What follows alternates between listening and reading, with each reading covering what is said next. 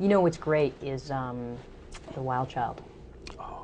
He's marvelous in that film. And the green room. Yeah, yeah. Okay. Okay, Jodie, you've just met Ellie at a party. You're telling one of your best friends about this woman you met. How do you describe her? Well, she's brilliant, but she's really a pain in the ass. I think that would be the first thing I would say, yes. Yeah, I mean, she's so passionate that she can be annoying, I think, as people can that in some ways are zealots. She's a zealot who learns to become tolerant. And that's the journey in the film. Do you see any of yourself in that aspect of her character? I think I'm a little more mellowed than that, actually. Maybe I was that way when I was 18, but I think I'm a little more mellowed now. I mean, even though I have an adventurous spirit, I don't consider myself as brave as she is. This is a woman who says, I will give up my life in order to have the most profound questions answered, and that means that I will never see anyone that I will ever love again. I know that for a fact. Does she take the mission? Absolutely, without hesitation. Now, I would not. I would stay home. Well, what if, say, the president sees you in this film and gets a kick out of you being in scenes together and decides for some sort of public relations gesture, Jodie, I'm going to offer you a trip aboard the next space shuttle mission. Would you take him up on it? The next space shuttle mission? Well, sure. Absolutely. Because I could come back in a weekend. At least I would have the idea that I was going to come back a weekend, next weekend. Of course, that would not be giving my life for it now, would it? Oh, I would love that.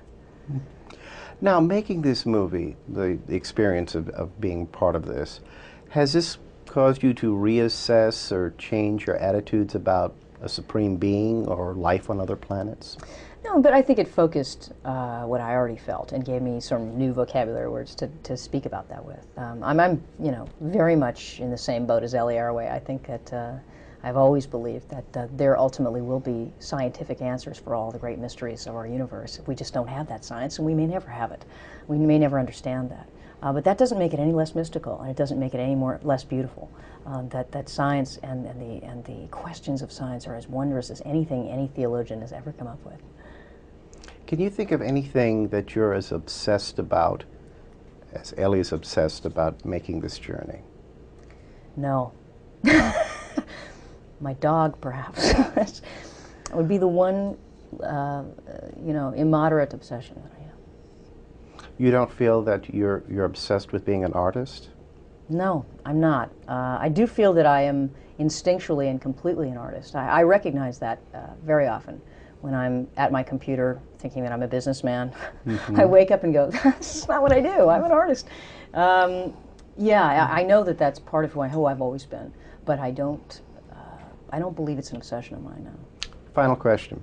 Truffaut once said, people say that films are a sad substitute for life. They're wrong. Films are actually an improvement over life. Do you share that attitude? Well, yeah. Sadly, I think I do. And Truffaut had an interesting career because of that idea as well. I mean, you have to remember some of the last movies that he made were about making movies, because he didn't have a lot of other things to talk about. I do spend a lot of time in movie theaters, in some ways surviving and going through things that those characters are going through that I wouldn't be able to do in my own life, that I don't have the bravery for. So it allows me to get better and to kind of tone up my muscles for living. Well, thank you very much, and congratulations. Great, thanks.